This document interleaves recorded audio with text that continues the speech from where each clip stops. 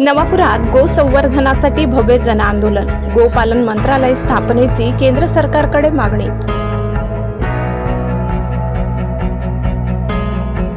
नवापूर शहरात देशी गोवंशाच्या संरक्षण आणि संवर्धनासाठी गो सन्मान आव्हान अभियान अंतर्गत भव्य जनआंदोलन छेडण्यात आले होते। श्री गणपती मंदिरापासून निघालेल्या या मोर्चात संत समाज, गोभक्त आणि नागरिक मोठ्या संख्येने सहभागी झाले होते।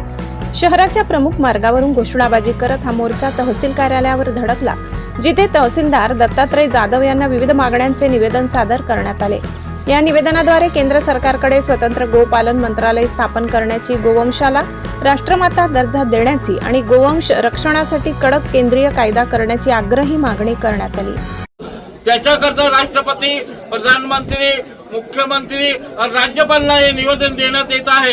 त्याच्यामुळे मी सर्वांना एक विनंती करतो, आजपासून आतापर्यंत तुम्ही काही चुक्या केल्या असेल, पण आता गौमाताला वाचवण्याकरता आपल्याला सर्वांना रस्त्यावर उतरवावं लागणार आहे।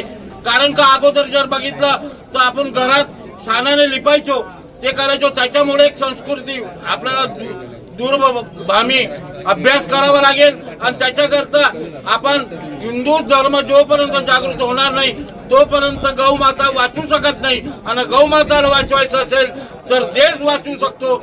या पद्धतीने ही भूमिका घेऊन सर्वांनी गौमाताची सेवा सर्वात पहिले सुरू करावी।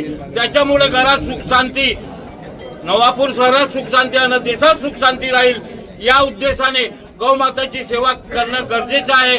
एवढं बोलून माझ्या गोवंश हा ग्रामीण अर्थव्यवस्थेचा कणा असल्याचे नमूद करत गोतस्करी व गोवध रोखण्यासाठी कठोर कारवाई, पंचगव्य उत्पादनांना प्रोत्साहन, नैसर्गिक शेतीला चालना आणि प्रत्येक ग्रामपंचायत स्तरावर नंदीशाळा उभारण्याची गरजही आंदोलकांनी व्यक्त केली।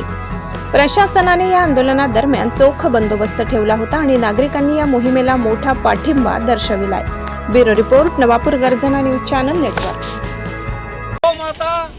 आज दिनांक 27 एप्रिल 2026 रोजी संपूर्ण भारतभर संत महंतांच्या आशीर्वादाने आज गोमातेला वाचवण्यासाठीचं अभियान हे सुरू झालेलं आहे। आपल्या देशातील गोमाता वाचवण्यासाठी संत गेल्या 2 महिन्यापासून समाजाच्या प्रबोधनासाठी रस्त्यावर उतरले होते।